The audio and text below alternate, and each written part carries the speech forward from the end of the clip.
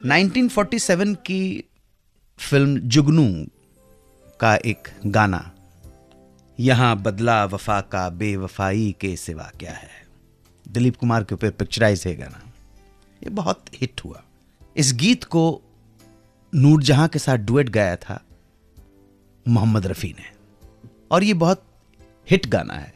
ये डुएट है लेकिन हिट गाना है। लोगों ने बहुत सराहा, बहुत अप्रिशिएट किया मोहम्मद रफ़ी की आवाज़ को।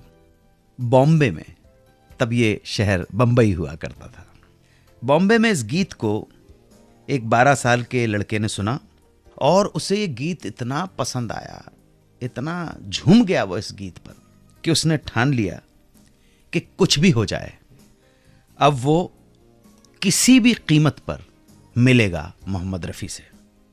उसने इस काम के लिए अपने ड्राइवर को कहा और कन्विंस किया कि वो कुछ भी करे, उसे रफ़ी साहब से मिलवा दे।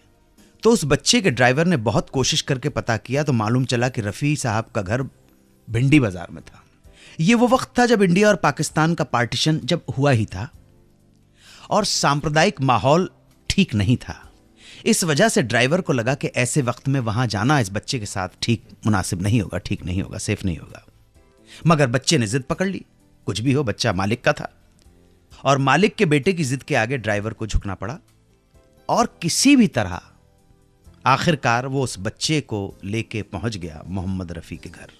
ड्राइवर ने रफ़ी साहब के घर का दरवाज़ा खटखटाया। दरवाज़ा खुला, एक आदमी लुंगी बनियान में बाहर आया। पूछा, कहिए क्या काम है? सामने खड़े बच्चे ने कहा कि वो रफ़ी साहब का मुरीद है और उनसे मिलकर ये कहना चाहता है कि गाया हुआ उनका जो गीत है कि यहां बदला वफा का बेवफाई के सिवा क्या है, उसे बहुत पसंद है, बस रफ़ी साहब के दर्शन करना चाहता है। ये बच्चे ने कहा, 12 साल के बच्चे ने। रफ़ी साहब इस बच्चे की मासूमियत से बहुत मुतासिर हुए। बड़े मोहब्बत और अखलाक से उसे अंदर घर में बुलाया, बिठाया और लुंगी और बनियान जो पहने हुए शख्स था उसने कहा, मैं ही मोहम्मद रफ़ी हूं और लगता है तुम्हें गाने बजाने का बहुत शौक है। 12 साल के बच्चे ने कहा, जी मुझे बहुत शौक है, अच्छा लगता है संगीत। तो कहने लगे, तुम्हें गाना आता है? अब ये लड़का थोड़ा सा घबरा गया। सामने मोहम्मद रफ़ी, ये लड़का मोहम्मद रफ़ी का दीवाना है, मुरीद है, फैन है। तो उसने कहा कि जी नहीं, मुझे नहीं आता है, मेरे भाई को आता है। तो कहने लगे कि अपने भाई को या अपने वालिद साहब को कल लेकर मेरे पास आना। ठीक है साहब।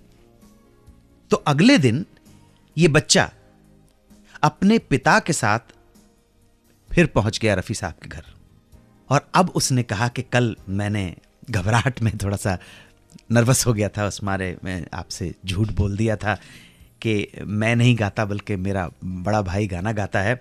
बल्कि सच तो ये है कि मैं ही थोड़ा बहुत गुनगुना लेता हूँ और मुझे गाना गाने का बहुत शौक़ है, गाना सीखने का बहुत शौक़ है। बस मुझे आप गाना सिखाएं और मुझे अपना शागिर्द बना लें। इस बच्चे के भोलेपन, इसकी मासूमियत और इसके अंदर जो संगीत के प्रति एक समर्पण था, इसको देखकर रफ़ी साहब को बहुत प्यार आ गया और इतना प्यार आया कि उन्होंने इस बच्चे को बना लिया अपना शागिर्द।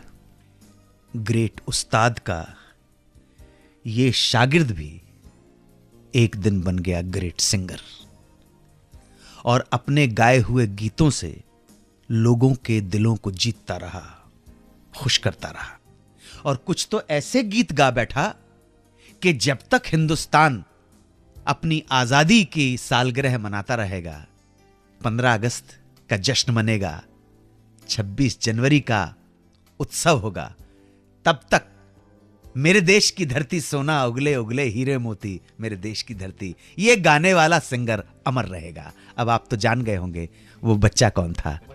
जोरदार तालियां महेंद्र अंकल जी के। 92.7 बिग FM पर सुनते रहिए सुहाना सफर विद अनु कपूर।